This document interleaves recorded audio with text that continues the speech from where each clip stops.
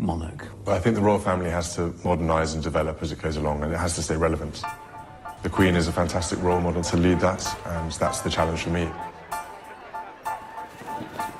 We are on the verge of the historic royal wedding, and at the center of the action is a soon-to-be American princess. I put a spell on you. I think on the wedding day, as Meghan walks down the aisle and the choir's singing, Because you're mine. you'll be able to hear the distant hum of Edward VIII spinning in his grave, because he gave up the throne to marry a twice-divorced American. But now Meghan Markle, she's American, she's biracial, she's been divorced, and she's allowed to marry a royal. How exactly did we get here? It's been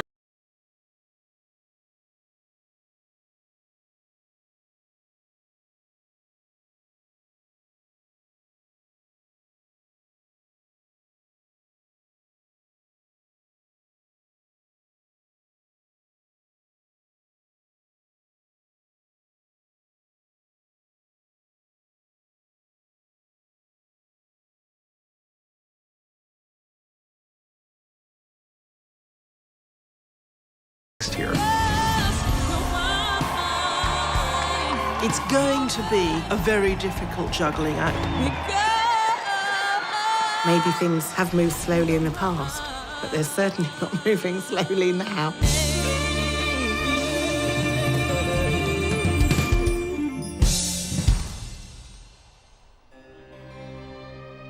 There is only one job that the royal family has. There's a lot of duty, there's a lot of protocol, there are a lot of expectations, but only one job: survive. And for 1,000+ years, no family has been better at surviving. Nobody's joking about the handbag anymore. Nobody's joking about the hats anymore. There's Queen Elizabeth, you know, keep on keeping on. Oh, really? Please. Boo. The births and the marriages. The love stories when they flourish or when they fail. It's the greatest reality show in the world. Americans can't get enough of it.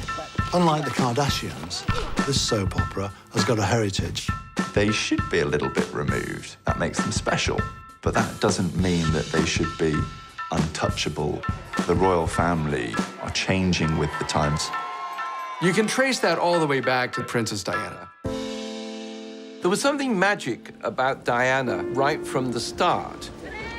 People just fell in love with her. I think there was almost a worship for her. Women are generally not encouraged to be rebels. Traditionally, they're encouraged to be silent, just do what they are told. That, of course, was not Diana. She was the golden goose that kept laying the golden eggs. It was astonishing. She allowed the country to express its emotions. And there were scenes I'll never forget. Diana gave it this big injection of star power, and then she lobbed a couple of grenades into it. There's no mistress in the fairy tale. This is where the fairy tale cracks and reality comes in. And everybody believed everything that Diana said, that Camilla had wrecked the marriage, destroyed Diana's happiness. The death of Diana, that was probably the lowest moment for Queen Elizabeth. The British public in London were just going crazy, going, you know, like, where is the Queen? People really started wondering if the monarchy would survive. And now we have a new cast of characters. There's been a reboot. And people are tuning in. And that tune-in equates to billions of dollars. William and Harry were famous since the day they were born. So they grew up in this reality that they couldn't get out of. I don't think I'd want to be Prince William because everything has to be perfect. Prince Harry knows he's not going to be the next king, so he can do what he wants. They are the future of this institution. The Queen is allowing the royal family to modernize and to rebrand, if you like. Even 10 years ago, if people had said, well, just wait till Harry comes along with a divorced American of mixed birth. Oh, no, that's not going to happen. When the engagement happened, there was this sort of outcry of of racism. How much of a sense did you have, Meghan, of the enormity of what you were getting into? I did not have any understanding of just what it would be like. Brand, popular opinion, staying relevant, staying global is absolutely what the British royal family is about. Because, of course, if you lose that, then the British monarchy will fall. This is an institution that's got on the horizon a major brand crisis. And William and Harry are the best hope they have of surviving that crisis. These are icons. They want to be like them, they want to feel like them, they want to look like them. When Meghan Markle wears something, it sells out like this. This will be like one of the only ways that you can get a selfie with them, stand next to them and see them in real life. So, well, real life. The British royal family are at the highest point they've been in many a long year. And programmes like The Crown have brought a new generation to appreciate the royal family. There is something magic about royalty. It's really an American obsession with the Disney version of the monarchy. It's close enough that we can imagine maybe we could see ourselves in that world, but just out of reach so that we're always curious. The question that I always find myself asking is why this particular family? Queen Elizabeth has kept the crown viable going into the 21st century. That was by no means guaranteed. These are extraordinary scenes, and the crowd here along this stretch of the river are lining up 8 deep, and this basically goes on for 7 miles. The royal celebration underway across the pond this evening. 4 days of parties now marking Queen Elizabeth's Diamond Jubilee, 60 years on the throne. They carried the Queen on a tide of devotion, a monarch whose popularity, it seems, has never been greater. Certainly for someone of my generation, but I think younger generations too, it's very difficult to imagine Britain without Queen Elizabeth II. I've been with her all my life, and I've watched her all through everything, and I think she's amazing. She's done an incredible job. She's been our queen for 60 years, and I don't think we realise how much she is just absolutely loved. This is a woman who has literally seen every key figure of the second half of the 20th century. Queen Elizabeth oversees hundreds of charitable organizations. She's been at the heart of some huge international political events and is probably the most politically accomplished person in the world.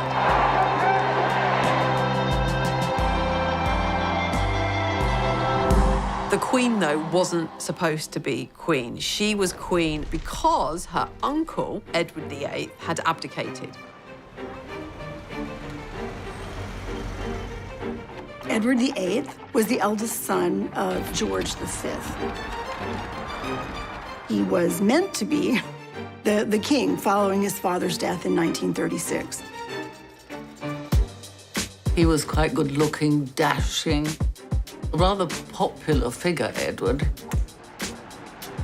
He was at the center of American and British socialites. He was the heart of the party. He was incredibly popular, very charismatic, but he was weak. His own courtiers were struck at how emotionally underdeveloped he was. And then along comes this extremely chic, ambitious woman. Wallis Simpson was a twice-divorced American from Baltimore. Very practical person, quite tough. By all accounts, was something of a social climber and was very interested in making the acquaintance of Edward. There's a lot of really interesting speculation about the kind of psychosexual hold that she had on him. And because she was domineering, she filled some need that he had to be mothered. Everything had been kept under wraps. The British public didn't know too much. The monarchy had a tacit agreement between the British press that intimate details of a monarch's life would not be covered. However, the American press was all over this story. People were fascinated by him. And she, in her own right, had her own luggage. So people were fascinated by her and how she managed to bag the greatest bachelor in the world.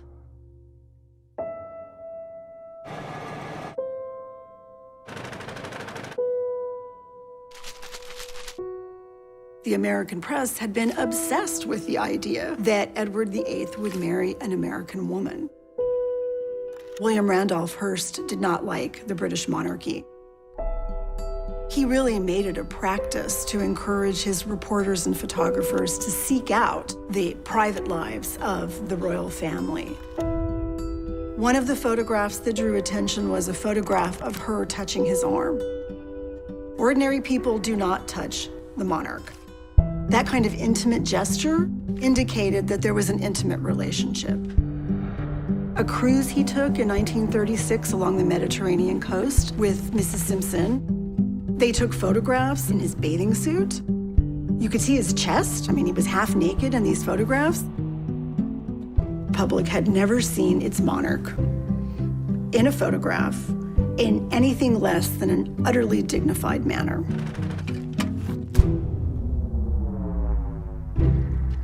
Edward VIII was one of the first victims of the paparazzi.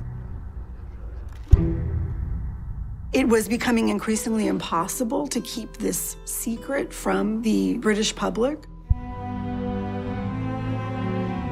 What was it? Hark the herald angels sing, Wallis Simpson's pinched our king, they used to think. An American divorcee was going to marry the King of England. This was the scandal of the century. It was the divorce bit that people objected to, not her. There was a real taboo about divorce. And so Edward had to choose the woman he loved or his country.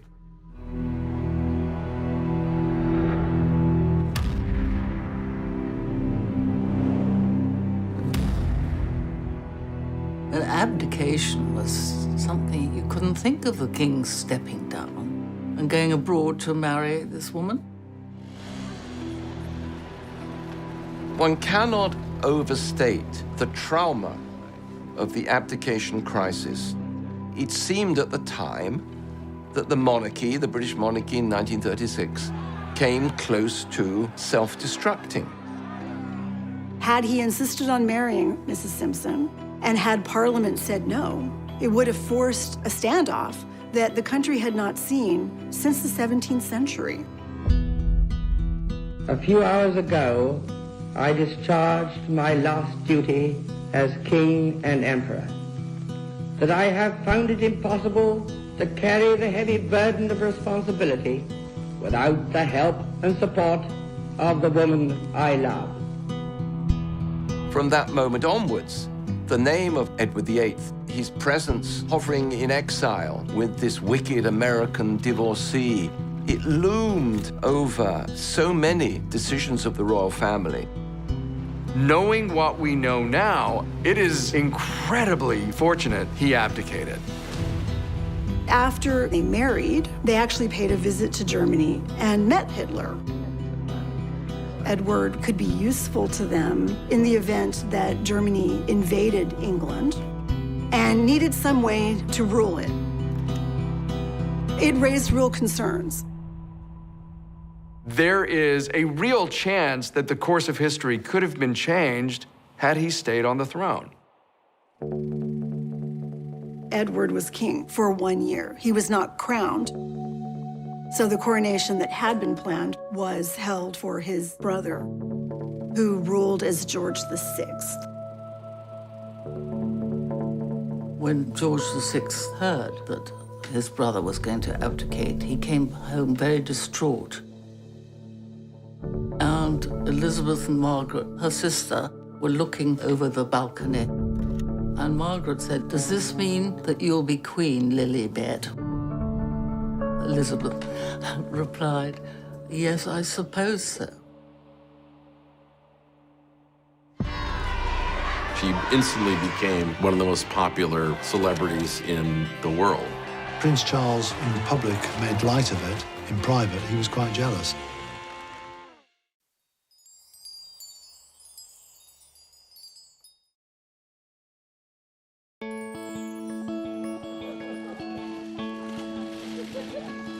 I wonder whether George has in any sense started realizing who he is and what one day he will become.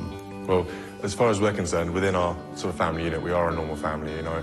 I love my children the same way any father does, and I hope George loves me the same way any son does to his father. There'll be a time and a place to bring George up and, you know, understand how he fits in the world. The people who are going to fascinate us going forward are going to be those children.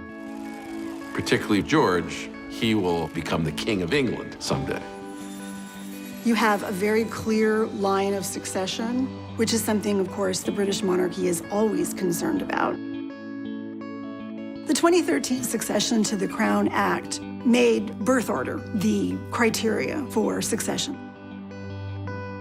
It no longer made sense for males to take precedence over females. Had George VI had a boy, the boy would have become the heir presumptive. But because she was the eldest child and there were no boys, Elizabeth became heiress to the throne.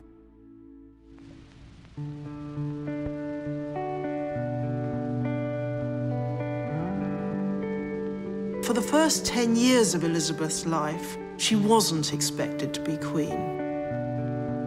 She had a very tight bond with her parents and her sister Margaret. Her father spoke of them as us four. They were this enormously close and affectionate family unit. Elizabeth's father, George VI, was himself a very dutiful king. George VI and Queen Elizabeth were incredibly loved by the British public, largely because of the way they behaved during the Second World War. They refused to leave the country when the country was being bombed. The Queen was outspoken. She said, "The king will not leave, and if the king will not leave, I will not leave, and if I will not leave, the children will not leave." They really became a symbol of that stiff upper lip, of that British resolve. They did live on rations, they dug for victory, they knitted comforts for the troops, and they did the radio broadcast to try and cheer other children along. We children at home are trying to bear our own share of the danger and sadness of war. Come on, Margaret. Good night, children. Good night, and good luck to you all.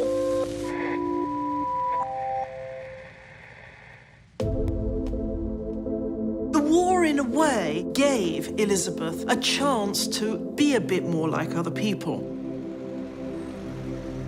And it was Elizabeth herself who insisted that she should join the services and became a mechanic. That emphasis on middle-class morality and acting as a model for the nation is something she learned from her father. Throughout her life, she's tried to judge what was right and wrong, and her father had been very much the torch shiner into the dark space for her.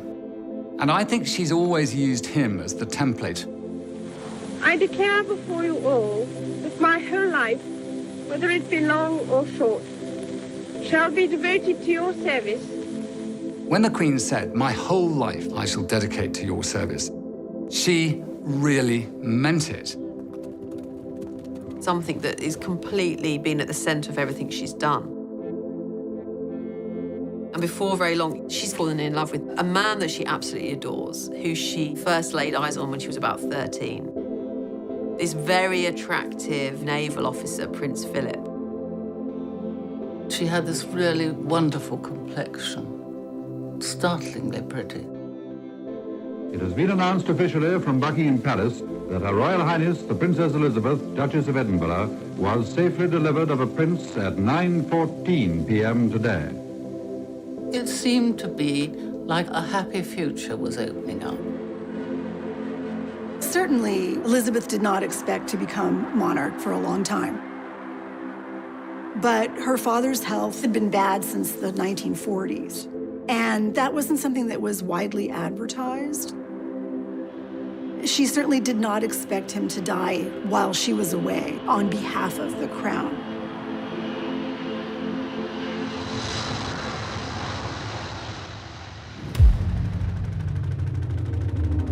This is London. It is with the greatest sorrow that we make the following announcement. At 10:45 today, February the 6th, 1952, the King passed peacefully away in his sleep.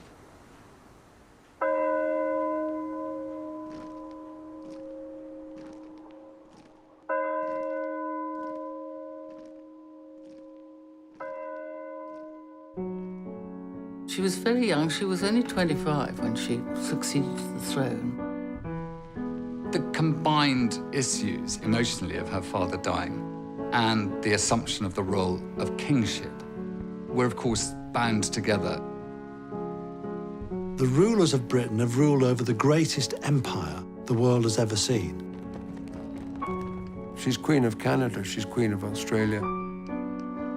She's Queen of 15 other countries. But at the same time, she was very well trained for this job. Here is a woman, her father was never supposed to inherit the throne, and therefore she was never supposed to inherit the throne. And here she is, Queen Elizabeth II.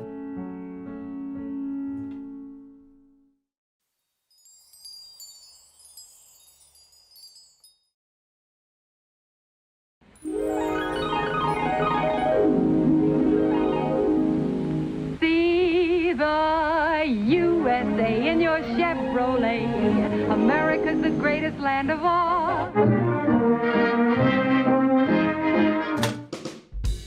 We think about the period following the Second World War in the United States as being this great consumer moment, a great moment when there's a lot of opportunities for people and they're starting these brand new lives with Tupperware. Freeze it, stack it, any which way. It won't leak or spill. But that's not the lived experience of the British right after the Second World War. Britain, it was so grim after the war. I didn't recognize London. There were so many bomb sites. There was tremendous austerity, food rationing, fuel rationing. It was horrible.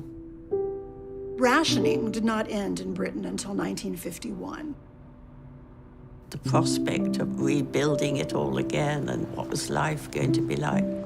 There wasn't a great spirit of gaiety until the coronation. That sort of let rip everything after that. It brought a bit of colour to the nation, which had gone through the most terrifying ordeal. I mean, the world had.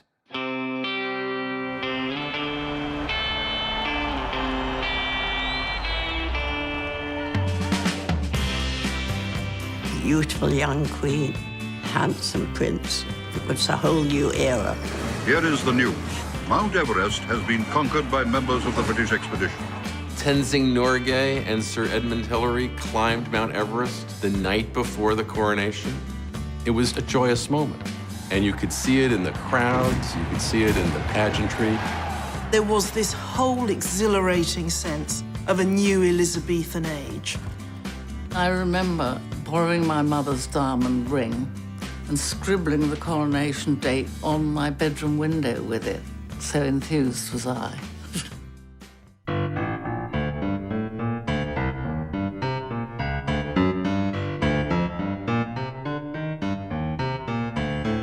Coronation happens once a reign, and as a royal ceremony, it does give you a sense of where monarchy is, where the state is, and where the people are at that time. All British institutions that have survived are the ones that have constantly reinvented themselves. The modernizing forces inside the royal family definitely came from Prince Philip's side. Prince Philip is really the brainchild behind the televising of Queen Elizabeth's coronation. Such a savvy decision. It's about including the public. It's about inviting the public into a ceremony that historically had been for the political elite. And it had the most enormous audience. Huge numbers of people bought these tiny little things, and they all gathered around it. We travelled 4 hours to the Oxford village where my grandmother lived to see the coronation on television. Yeah. I think it did a great deal for social cohesion. I think it did an enormous amount for the spread of the television medium. London, the morning of Tuesday, June the 2nd, the morning of Coronation Day. My grandmother bought a television for the occasion, and people from the village piled in. Into the forecourt of the palace and through the gates comes the gilded coach, bearing the young queen to her crown. Rosie Churchill and I were the only two that went in a coach, and I was just blown away. A huge wave of cheering travels with her, pouring along the Mall as though it would lift her and carry her on her way. People were roaring, "Long live the Queen," and they were ecstatic. I mean, the main thing I remember is this crowded living room and the excitement. So, borne forward to the acclamation of her peoples, our Queen comes to her crowning. We arrived a little after and took our places. She turned round with a beaming smile. "Ready, girls?" Madam, is your Majesty willing to take the oath? I am willing. The Queen was quite extraordinary. I couldn't understand how she could be so calm, completely unfazed by the whole thing. You only have to walk into Westminster Abbey and imagine all the balconies that get built for a coronation, all those eyes peering down. I should imagine the pressure was immense. The things which I have herebefore promised, I will perform and keep, so help me God. She never put her foot wrong the whole day, not one. The moment of the Queen's crowning is near at hand. The Archbishop raises it high in the sight of the people and reverently places it on the Queen's head. Her Majesty, Queen Elizabeth II, is crowned.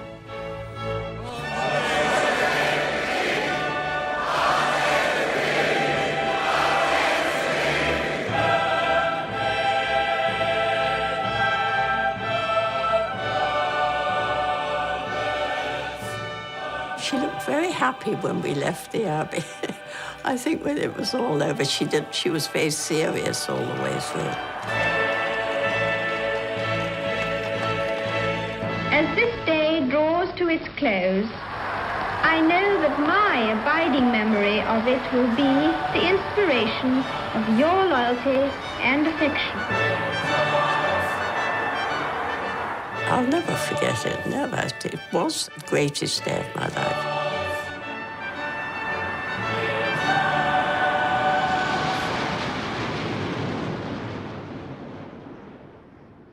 The Queen was going to have to do a major job, and she was dedicated to doing it, whereas Princess Margaret could be more relaxed. She was always a rebel. She'd go clubbing. She'd drink a bit too much. Margaret certainly made the most of her life, behaving in a rather riotous way. She had wanted to marry her father's equerry, Group Captain Peter Townsend, but he had been divorced. For a royal princess to marry a divorced man would say to everybody, well, look, we can do it, so you can all do it. They didn't like that then.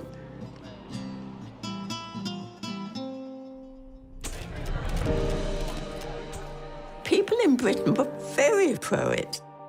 The Queen wanted her sister to be happy, but she could see that there were difficulties.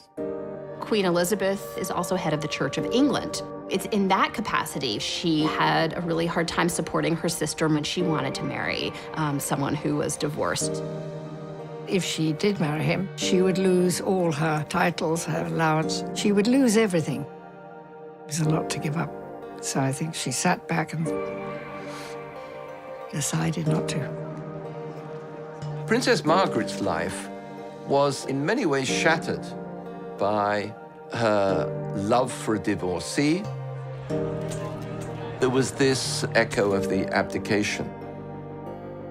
You know, you have to wonder, are love and royalty really compatible?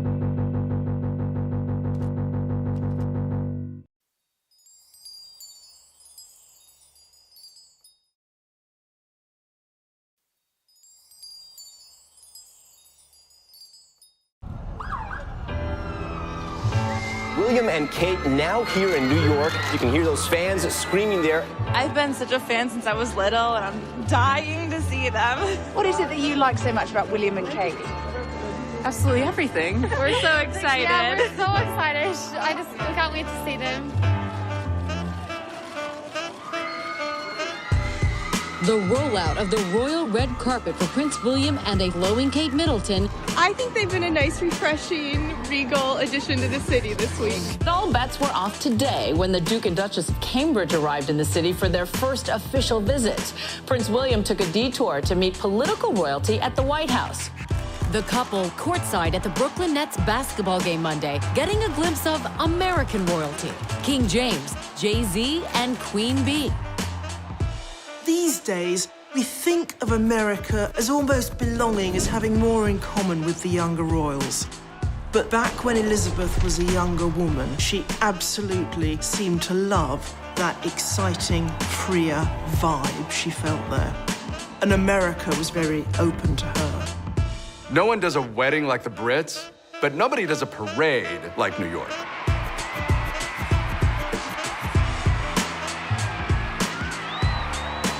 Queen Elizabeth and Prince Philip had never seen anything like this. 1 million people lined the streets of Broadway.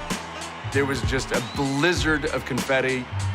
When Queen Elizabeth and Philip came to America in 1957, they were so much more casual and at ease than they were back at home. They attended a football game at the University of Maryland. Queen Elizabeth made a special request that they visit a supermarket because they didn't have supermarkets on that scale in Britain. She talked to shoppers, talked to women there with their children. I think Americans allow the royal family to take a breath and not worry so much about their role. Americans tend to have a more romantic, more abstract view of who the royals are and what they do. Especially in America, a lot of women admired how she juggled being a parent and being sovereign. Housewives romanticized what it would be like to be queen because it would allow them to leave their suburban households and call the shots. You can see that in actual descriptions from women's magazines. At the same time, there were popular television shows like Queen for a Day. Would you like to be queen for a day? People will tell their hard luck stories, and the audience applauded, and whoever got the most applause became Queen for a Day. I now crown you Queen Clarice. I think our fascination with royalty comes out of the fairy tales, and especially stories in which the princess comes from humble origins. It goes back to our more basic desires to have a rise above our current station in life. They called Hollywood the Dream Factory. The dreams were ours, and the people who gave us those dreams were the men and women we saw on that screen. You would go to picture palaces. There were uniformed ushers wearing white gloves. You were treated like royalty. And the movies that people saw in these palaces were even more influential because of the environment. Walt Disney obviously had a knack for knowing what kind of mass entertainment was going to resonate. He realized fairy tales and royalty were a gold mine. In movies like Cinderella or Snow White and the Seven Dwarfs, Disney was able to capture this idea of folklore, of what the people want.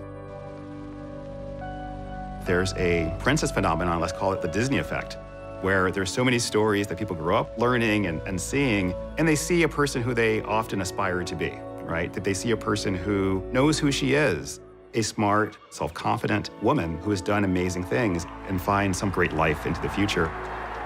A Disney narrative lines really nicely with the royal family. As soon as movies became a big part of our lives in the first half of the 20th century, we started elevating movie stars to our own version of royalty. It's not like people weren't famous before. It's not like people weren't celebrities before. But when the movies were created, it was like being a queen or like being a king. From Marilyn Monroe to Clark Gable to Grace Kelly. They were just stunning individuals. Grace Kelly was the most glamorous person imaginable. How else could you top being the biggest star in Hollywood? You become an actual princess. She was kind of starstruck by the idea of royalty. Gosh, a European prince, wow. And so that was that famous marriage of hers to Prince Rainier of Monaco. Grace Kelly showed that it was possible to make the leap, to go from Hollywood royalty to actual royalty. And that is when a lot of girls began to believe that it could happen to them too.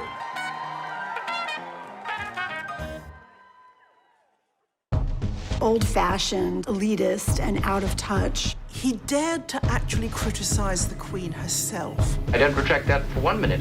Because, you see, I'm now being attacked for having attacked the Queen.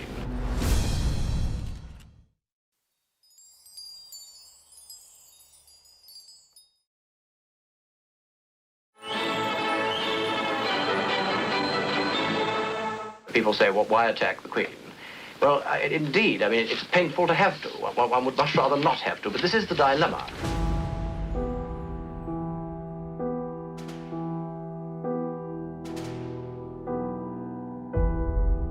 In her early years, the Queen did have some difficulty with the public relations aspect of her role. Glamorous though she was, beloved though she wasn't very approachable. I mean, to judge from your article, you expect the Queen to have qualities of a wit. You would like her to be a better orator. You would like her to be a TV personality, in addition to being a diligent, dutiful, and devoted monarch and a mother. What I'm suggesting is that in her public speeches and appearances, spontaneity should be the keynote. I want to tell you all how happy I am to be amongst you and how much I look forward to my journey through Australia. Her own natural soul is not allowed to come through. It's a sort of synthetic creature that speaks. Lord Altrincham, John Grigg, was a journalist who in 1957 critiqued the Queen for being very old-fashioned and elitist and out of touch. He dared to actually criticize the Queen herself. He said that she sounded like a priggish schoolgirl, that it was hard for people to relate to her, that she didn't perhaps sound as if she actually knew that much about anything. I don't retract that for 1 minute. Because, you see, I'm now being attacked for having attacked the Queen. He was even physically attacked by a member of the League of Empire Loyalists, who said of the fine that he was charged when he was convicted that it was the best investment he ever made. What made it worse was there was actually a germ of truth to this. The Queen was this shy young woman.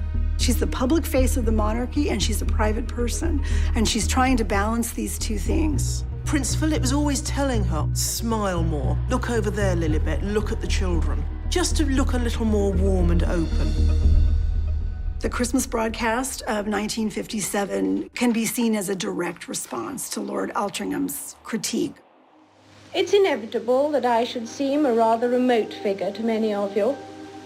But now, at least for a few minutes, I welcome you to the peace of my own home. We see her with pictures of her family around, and it is meant to give that sense of, yes, the royal family are royal, but they're a family just like us. It was the first such royal Christmas broadcast to be televised. She quite self-consciously spoke to the very concerns and criticisms that he had raised about the monarchy being out of touch. We can show the world that we are not afraid of the future. It's really difficult for anyone to maintain mass popularity. The public is fickle, the public is sometimes unforgiving. You have to be willing and able to adapt with the times, especially when there's a social revolution in the air. Everyone is voting for Jack. The cool music of the time was not rock and roll, it was Frank Sinatra.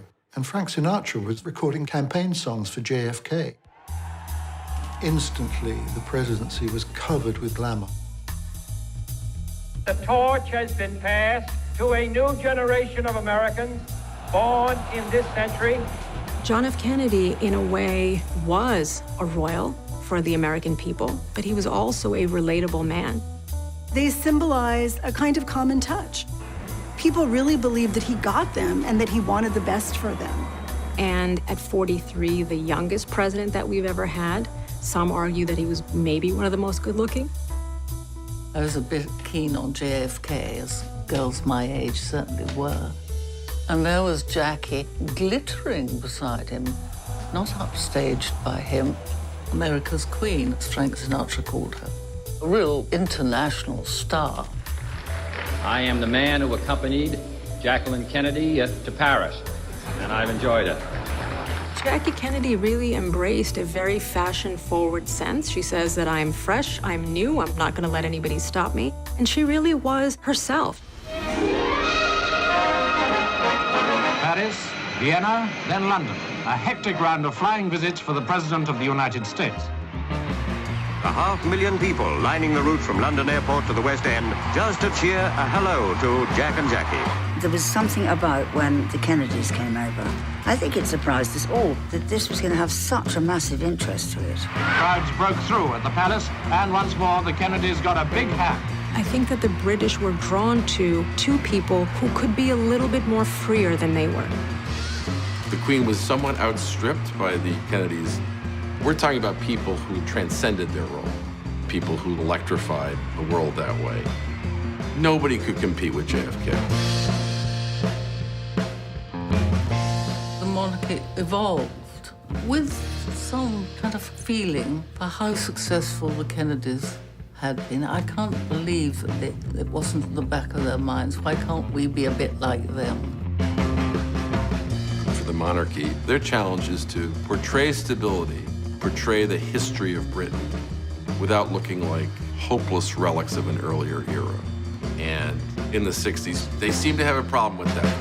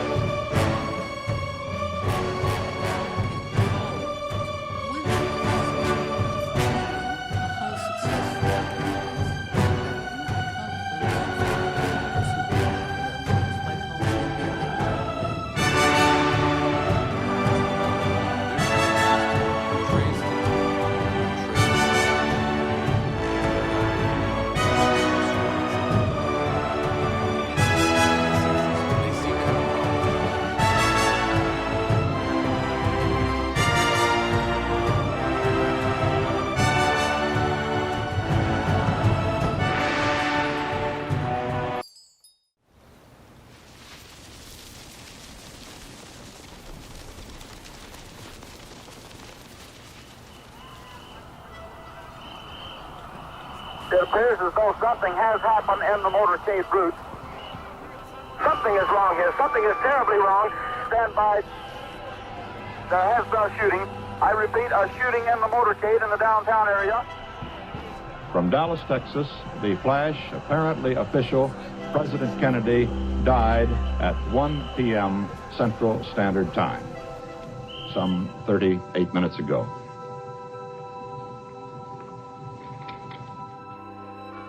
It was the most horrible thing that anyone could imagine. That this dashing, handsome, father of two, husband to this glamorous woman would be gunned down in the middle of an American city was just shocking. We felt it in Britain too. Jack Kennedy, he was a president that was loved.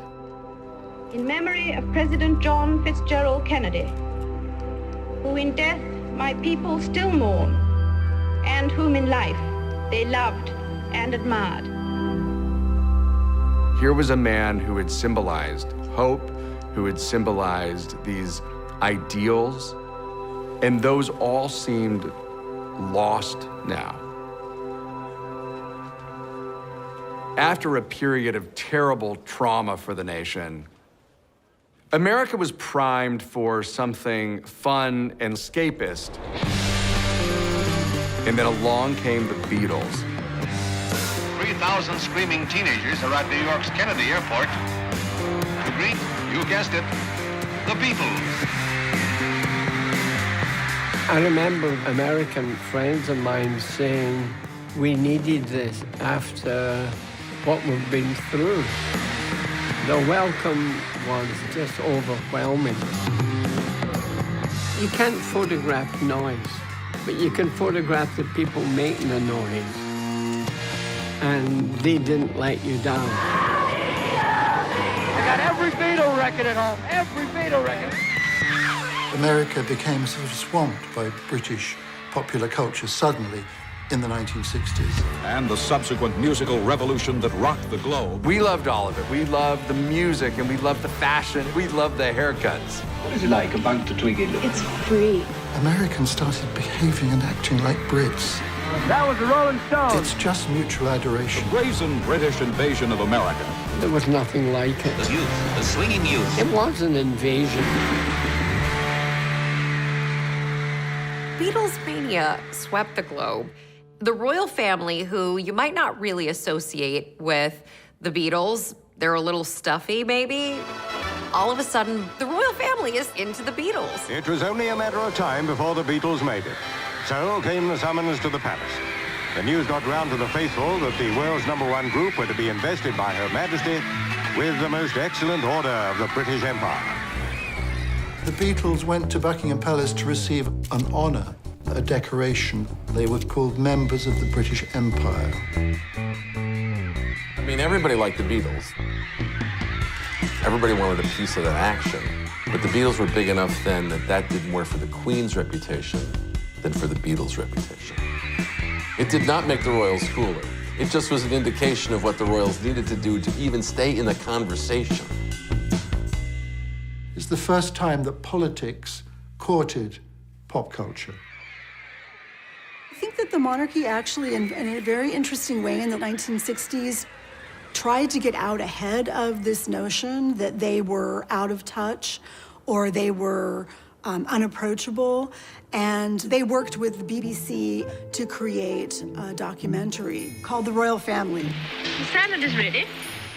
The Royal Family film turned out to be a rebranding of the royal family.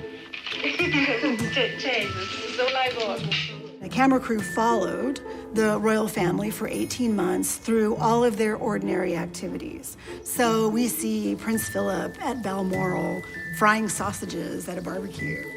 And we see the Queen sitting at the dinner table with her family, talking about her day. It is extremely difficult sometimes. So I said, what an extraordinary remark to make, very unkind about anybody. The film was a great step forward.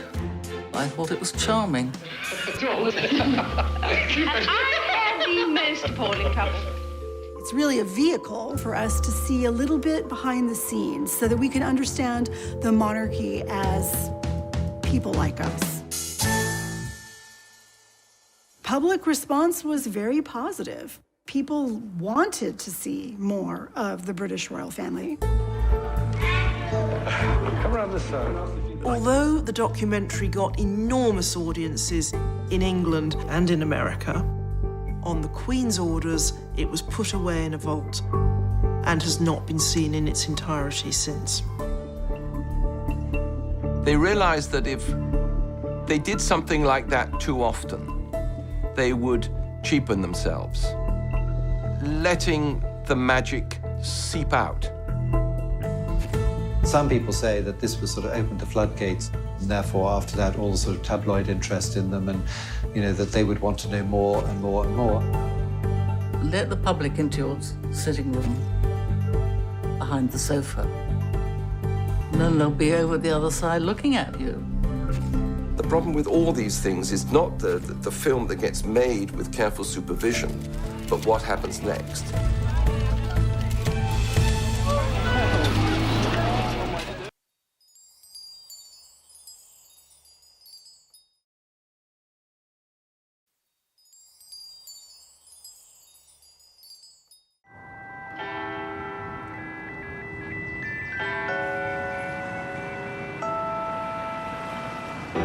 Exciting breaking news from Kensington Palace this morning. Alarm bells are ringing. We've been on royal baby watch for a few days now. It's happening. Kate Middleton, the Duchess of Cambridge, has been admitted to a London hospital. This is one of the most famous hospital tours probably in the world. Some die-hard fans already out there. They have been all morning long. The anticipation huge here. The world's press waiting for news. We're from Minnesota. We just really love the royal family and figured it'd just be really fun to be here in such a kind of a historic moment. People think we're kind of crazy, like a lot of our friends back home, but we're like, come on, you gotta do this, We are just getting news now saying the Duchess of Cambridge has delivered a son. The British royal family has a new member, a prince. So now we're waiting to see if the royal couple comes out soon to greet all those fans. All eyes trained on those brown doors, ready and waiting. So we've noticed an awful lot of activity out here just in the past few minutes, so we may see the new arrival fairly soon.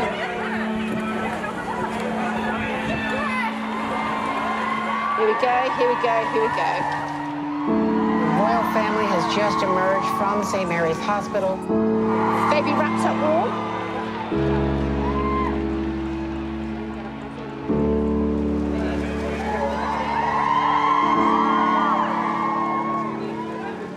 We screamed. Everyone was screaming, trying to get the pictures and videos. Like, if you can see, it's not just one type of person here, it's everyone coming together. From all different countries. Congratulations! So we're looking at about 70, 80 years of the baby. So why not say, oh, where were you when the baby was born? I was right in the hospital. That's the feeling you can never buy. Princess Catherine has had a little boy. He weighs 8 pounds and 7 ounces, and we're all very happy. It's the moment so many royal watchers have been waiting for. According to tradition, the birth announcement was also posted on a bulletin board outside Buckingham Palace. As outside the palace, all-night crowds are rewarded by the bulletin announcing that Princess Elizabeth was safely delivered of a prince and that Her Royal Highness and her son are both doing well. One of the great features of the royal brand is that it's cyclical. The royal family is not only a lifelong reality show, it's a centuries-long reality show.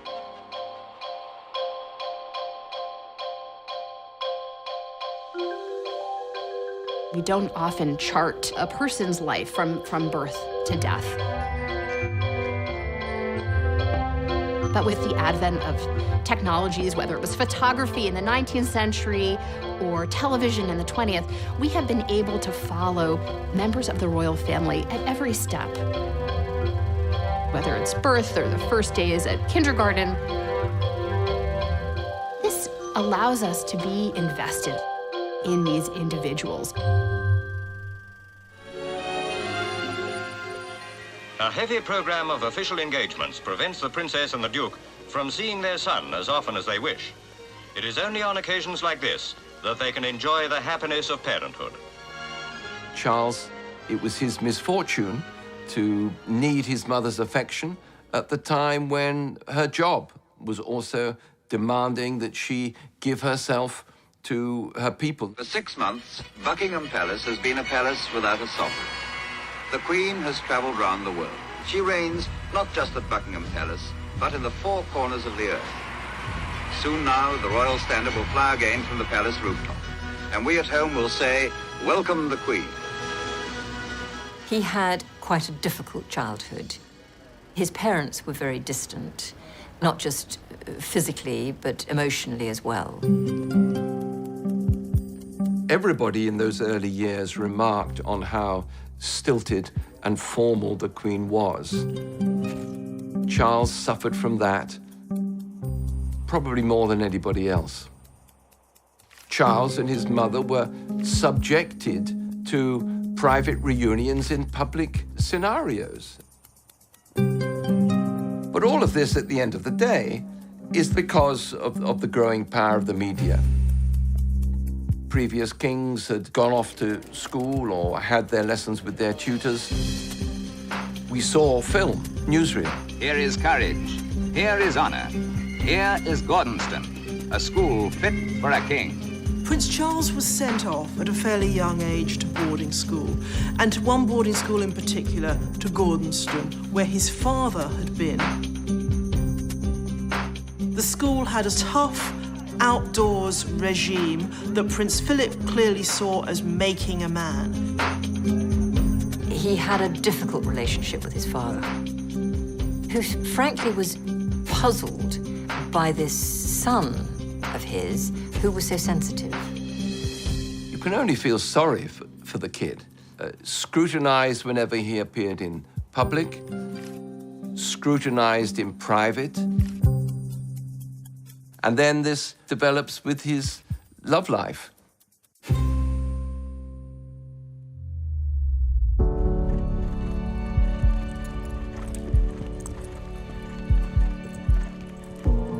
In the early 1970s, Prince Charles met Camilla Parker Bowles, and they were made for each other.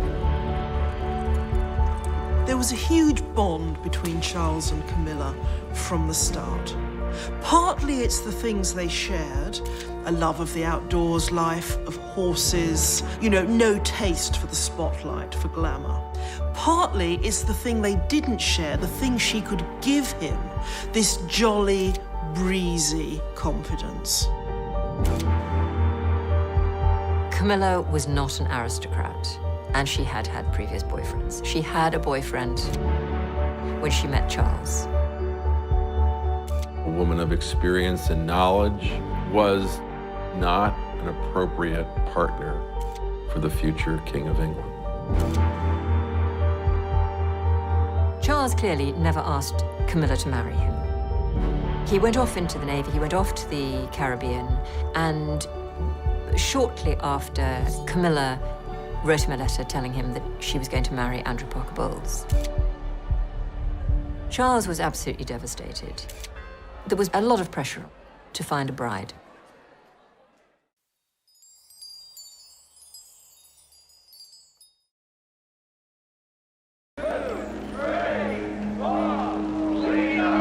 For many Britons, these are hard times. Britain has suffered one of the highest inflation rates in Europe. For many ordinary people, it's now an uphill struggle to balance the family budget. With all this, escalating prices and an inflation in violence. The late 60s and 70s was a difficult era for everybody in Britain. The economy was in the pits. For the 1.5 million unemployed in Britain, the pinch is even more severe. Those without work now account for 6% of the total labour force. And even the longer-term prospects for employment are pretty gloomy. It brought power cuts and it brought a 3-day working week. Just how serious is the situation? 2 out of 3 of the city's workers were working their first and last day this week. We had inflation rates of, over 20%. We had a society that, riddled with strikes, with shutdowns. The state basically just came to a standstill. Garbage wasn't being collected. The royal family would be the point on which you would focus your animosity. It's a diamond-encrusted lifestyle that ordinary people whose families had worked for generations could not aspire to. And the monarchy seemed very much out of touch with that. The princess and her husband were guests of honor at a glittering ball. The princess was radiant, obviously enjoying herself. Charles, like his father, is a great sportsman and doesn't miss an opportunity to play polo. People were really struggling, and here we have a family that's living off the public. Our guest today on Meet the Press is His Royal Highness, Prince Philip. The recent news dispatched from London and begins this way. Queen Elizabeth has not had a pay raise for nearly 18 years, a situation that none of her subjects, her working-class subjects, would tolerate for a moment. Then it goes on to detail the very high cost that the royal family must sustain on an allowance of $1,100,000 a year. Is that creating an awkward situation for us? Very. We go into the red devil next year. We never quite know with Prince Philip when he's joking and when he's really making a mistake. Well, you've had to close down certain large houses, haven't you? No, not altogether. We've closed down. Well, we're interested. We had a small yacht which we had to sell. I should probably have to give up polo very soon. When he said that, goodness, yes, he might have to give up polo, it really didn't go down too well. That was exactly the feeling, that the royals were infinitely overprivileged. I wanted to do something for me, because look at me now, I'm nothing. It's a rich man's budget, that's all I can say. Make no mistake about this, the ordinary working people are not being hoodwinked at this one. The 70s, I think royals in general found that they hit a kind of rut of irrelevance in the culture. And then, you know, there was Queen Elizabeth, keep on keeping on.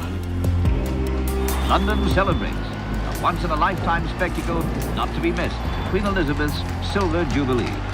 25 eventful and glorious years.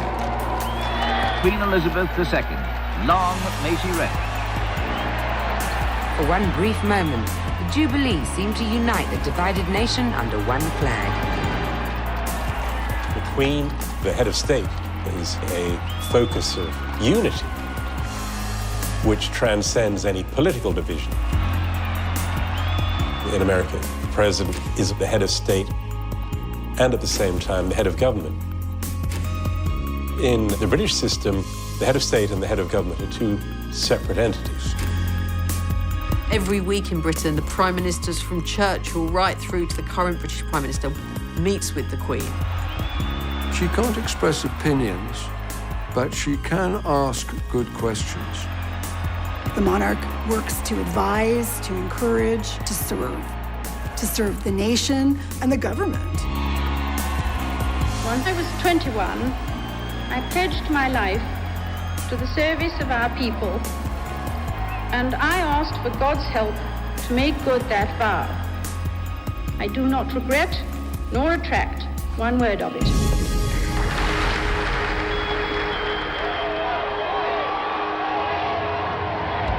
The 1970s were tough times, but people needed a distraction. And this Jubilee was just what they needed.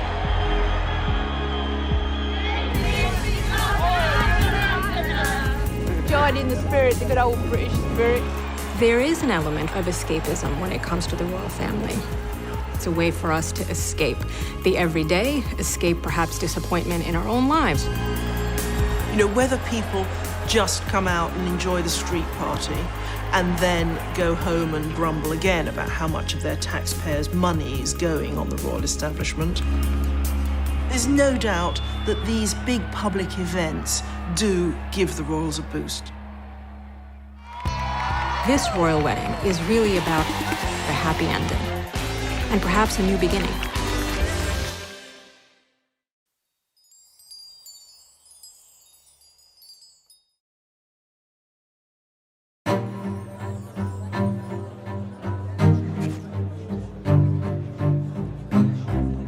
Charles grew up always trying to gain his father's approval.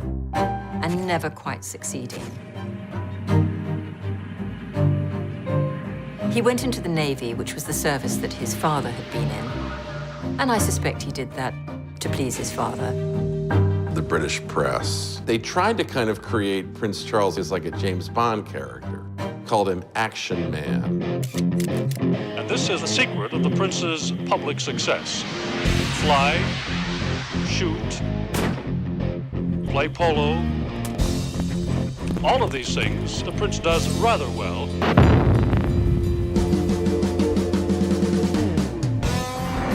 Gunnery practice is all part of the schedule. He gave an excellent display with a 20mm Oerlikon gun. He did everything that other recruits were asked to do, but which actually were quite dangerous. He did not want to be wrapped in cotton wool. His 9 months is an intensive period of training where he'll be given an insight into all departments. There are no fundamental differences between the prince's training from that of other sub-lieutenants. He's always pushed himself to the limit. Because being famous for having done nothing very important is a difficult thing to live with. He had a real need to prove himself, to do something real. His time in the armed forces, in the Navy, was an opportunity to do that. If later on I'm to be associated with all three services, it'd be a very good idea to do an attachment with each one. I think it gives one a very useful experience of responsibility and discipline. On paper, he may have been the world's most eligible bachelor. You know, helicopters, in a variety of uniforms, looking good, looking a bit more glamorous. But pressure to marry, it was time.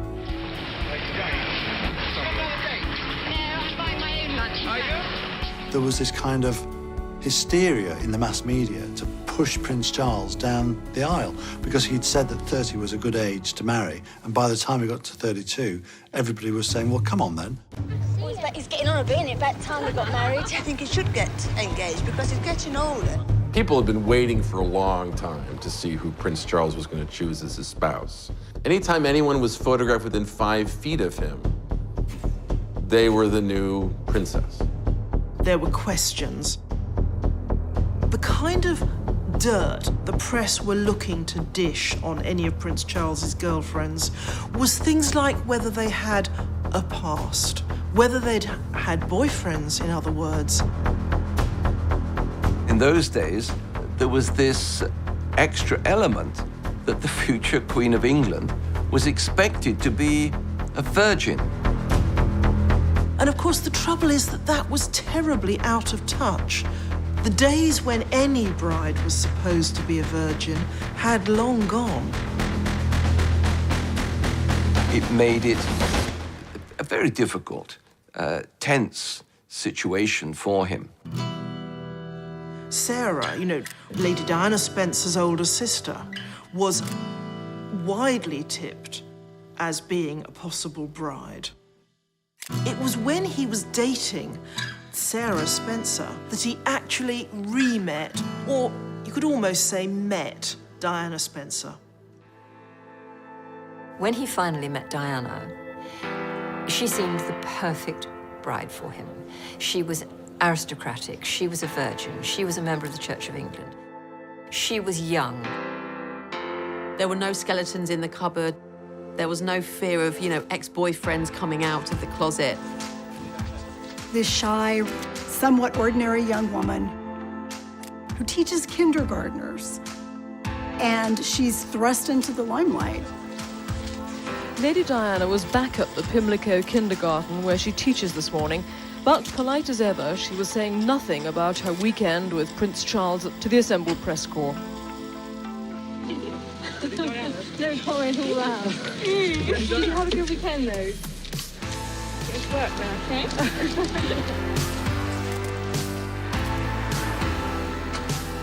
There was something magic about Diana right from the start. There was just something about her that made you feel yes, this is going to be the one. Is there any possibility of any announcement of your marriage in the near future? Can you tell me? Can you tell me if there's any possibility? But I'm not going to say anything, afraid. Right, but Prince Charles did give us a hint himself. He said we wouldn't have to wait too long. The public had this view of Diana that she was a fairy tale princess. It was almost that she was rags to riches and she was a girl like us, plucked from a normal life. The reality actually was very different. Diana was probably more aristocratic than Prince Charles. She came from a very old English family. She grew up in a stately home, filled with staff and beautiful works of art. However, the public loved her, and they loved the whole idea of happy ever after. It wasn't clear at all that Charles was going to propose to Lady Diana. And of course, his reluctance shows the doubts he had. Doubts we now know were all too justified. He had to be pushed into it. His father wrote to him saying he either had to actually ask her to marry him or he should back off and leave her alone. Because to keep her hanging on is awful for her and it's going to damage her reputation. Charles misinterpreted this, thought he was being told he must marry Diana. From Buckingham Palace came the news that the whole world had been waiting for. Lady Diana Spencer is soon to become Her Royal Highness, the Princess of Wales. Wonderful. Perfect. Oh, thank goodness. I think it's really great. One can only speculate whether Prince Charles's decision to marry her was entirely his own. One has to wonder whether duty and sense of obligation weren't playing their role as well. On the public side of the palace, the crowd watched intently as the interview appeared on ITN News. It was exciting when he chose, and it was exciting who he chose, because it was Diana, and everybody was excited about her. It was a really big deal. She was this breath of fresh air. She just looked and felt like someone you knew in real life. Diana, through her teenage years, we know she'd had a sort of crush on him, as some girls of her age did. And here she was, given the opportunity to become his princess. Can you take us back to when you first met? What did you think about Lady Diana? Well, I remember thinking what a very jolly and amusing and attractive 16-year-old she was. The royal tradition is that the bride-to-be blushes, stumbles and stutters over a few words and then lets the man do the talking. And having great fun. And Diana, she remained silent. And I don't know what you thought of me. Pretty amazing. She was awkward, she was young, she was unschooled in the way of royalty. Can you find the words to sum up how you feel today, both of you?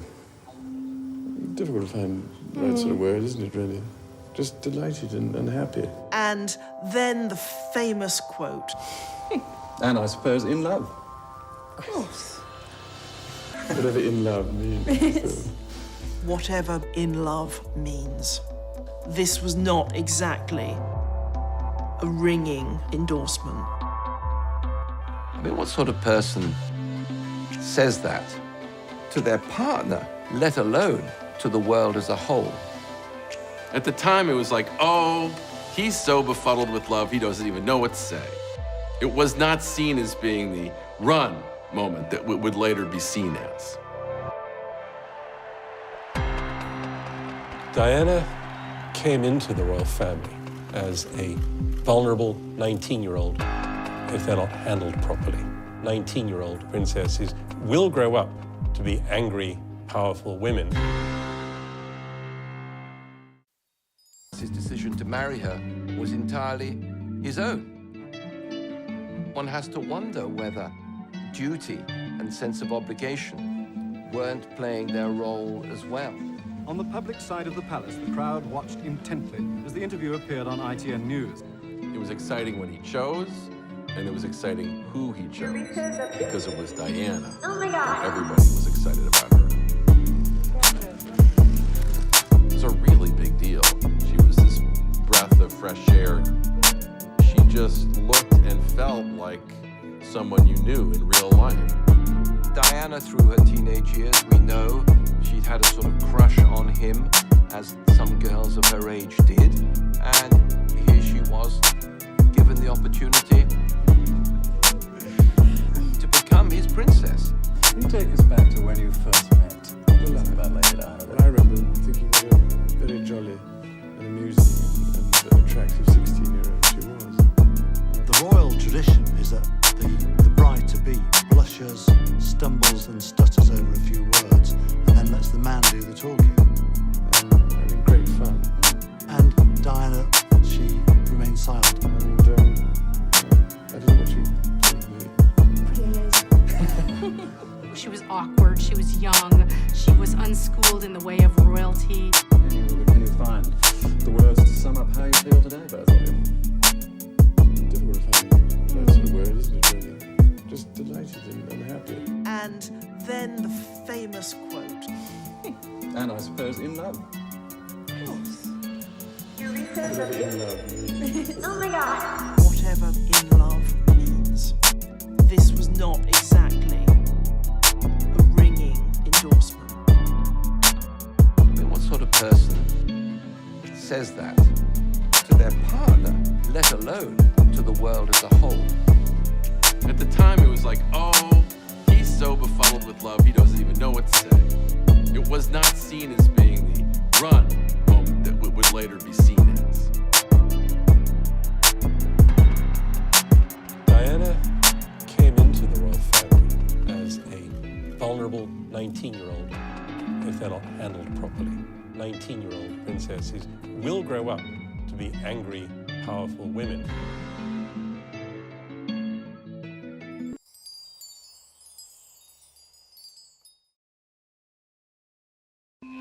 There's big news tonight from London. Prince William, heir to the British throne, finally proposed to his college sweetheart, Kate Middleton. It will be the wedding of the decade. Did you see this coming? Was he getting a bit nervous and jumpy? No, not at all, no. It was a total shock when it came and I'm very excited. And it's a family ring. Yes, it's my mother's engagement ring. So I thought it was quite nice because obviously she's not going to be around. This was my way of keeping her sort of close to it all. Well, I just hope I look after it. The engagement ring is a priceless and unique family heirloom. China factories are already gearing up for a royal wedding gold rush. Churned out by the dozen. It's not an exact copy of the dress Kate Middleton wore, but it's close enough for admirers of the bride's style. It is important for the people to see something of themselves in the royal family, although there's always been a kind of aspirational quality. Meghan Markle mania. Millions trying to copy your most popular looks, so we decided to make it easy for you guys to do it. These are women that consumers all over the world look up to. They want to be like them, they want to feel like them, they want to look like them. Where, of course, the clothes. Fashion with a completely individual flair. She's beautiful. Diana fitted the bill. She looked, like a typical English rose. People were mesmerised by her. But when you actually look back, some of the clothes she wore were, quite frankly, ghastly. She certainly has been good for fashion so far. We learned just how easy it is today for every woman to look like a princess. There is something magic about royalty. What's not to love about royalty? Congratulations and jubilations. I want the world to know how happy as can be. It's fairy tale time. And in Britain tonight, the fairy tale is coming to life. Lining the streets of London, 2 million well-wishers. We are sitting in this magnificent location overlooking St. Paul's Churchyard. This is the wedding of the whole world, and the whole world loves a wedding. As you can see from the pictures, people here are shoulder to shoulder and wall to curve. The wedding guests assemble. The huge, cheerful crowd that has waited so long and patiently roars and waves its welcome.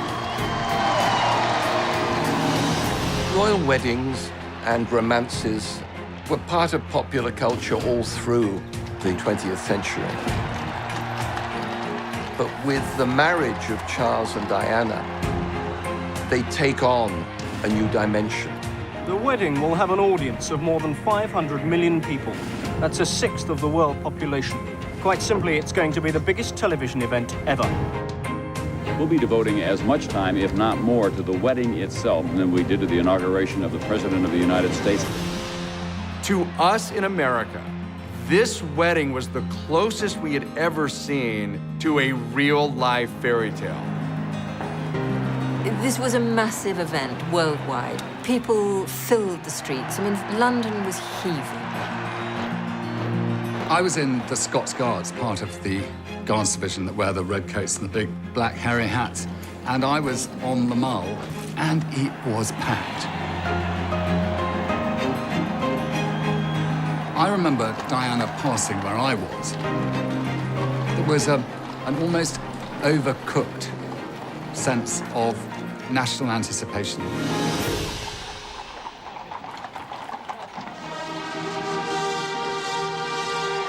can tell that she has arrived.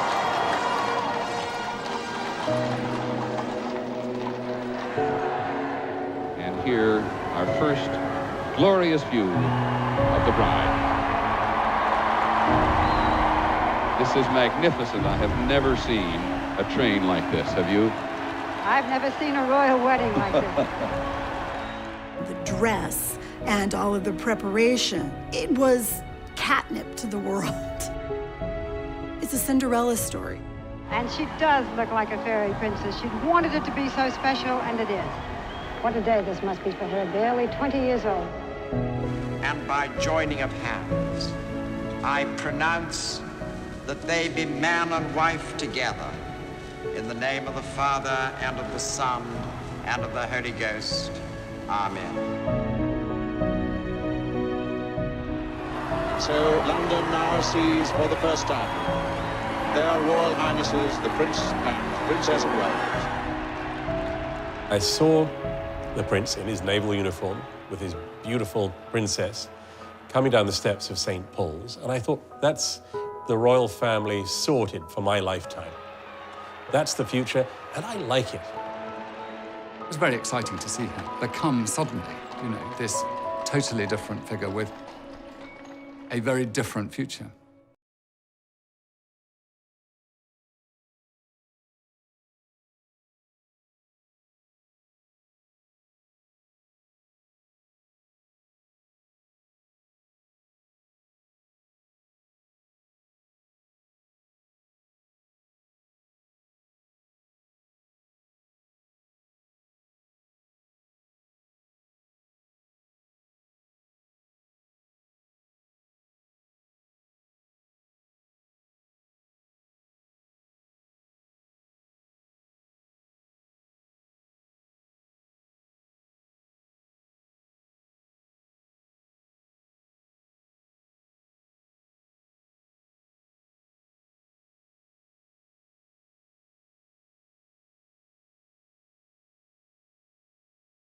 Princess of Wales.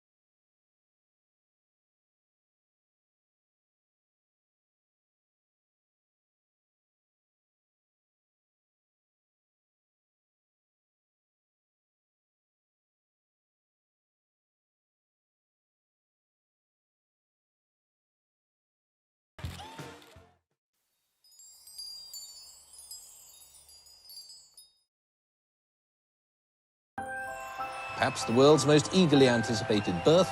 The news of it was announced just over an hour ago. It's a boy. A boy. Boy weighing 7 pounds, 1.5 ounces, and could well be the ruling monarch over Great Britain deep into the 21st century. When Diana produced her first baby, there was huge excitement. Outside St. Mary's Hospital, those who had waited all day long reacted as though there had been a birth in their own family. And they immediately broke into wild cheering and applause and singing, which has gone on ever since. Are you both happy? 13 hours, a long time. Does he look like you? Does he look like you, sir? No, he's lucky enough not to. When William was born to this beautiful young pair who we had watched fall in love, it was the first point that he was adopted by the nation. For some, it was the experience of a lifetime. Oh, I cried. I couldn't help it. You cried? I did, yeah. As we all now see, that's a very iconic image for the royals to be standing in front of the hospital. But what we have to remember is this is pretty recent. It was a very special occasion. She was the first royal mother to have a baby in a normal hospital. Prince Charles and his siblings had been born at Buckingham Palace. The crowds and the media went absolutely mad. Britain's new royal baby, born yesterday, was today given a name. Prince Henry for short, just plain Harry at home. Everybody loves a baby. That's great. You go more gaga in this country than they do over there. Everybody loves it. Granny was christened in this, and I was. He must get so incredibly hot inside there, isn't it? It was quite incredible, really. Prior to all the problems at the end of the marriage, everybody did look up to that family. You know, it looked perfect to the outside world.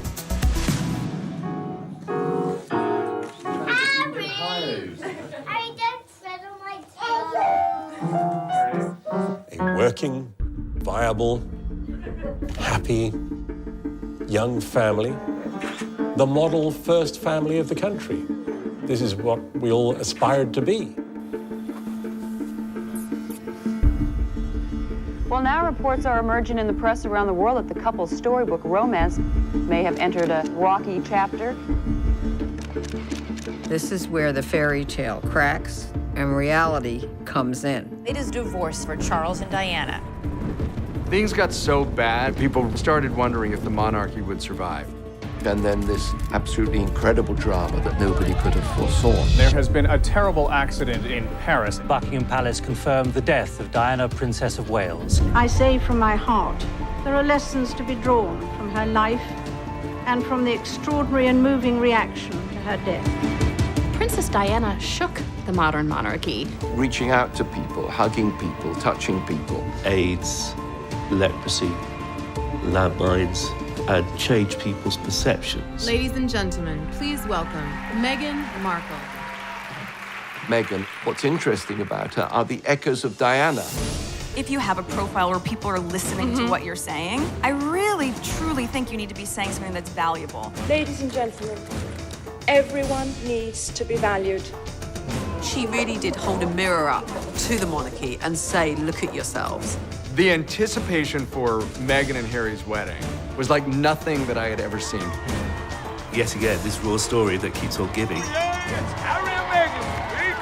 This beautiful inclusiveness into the royal family sends a great message to the world.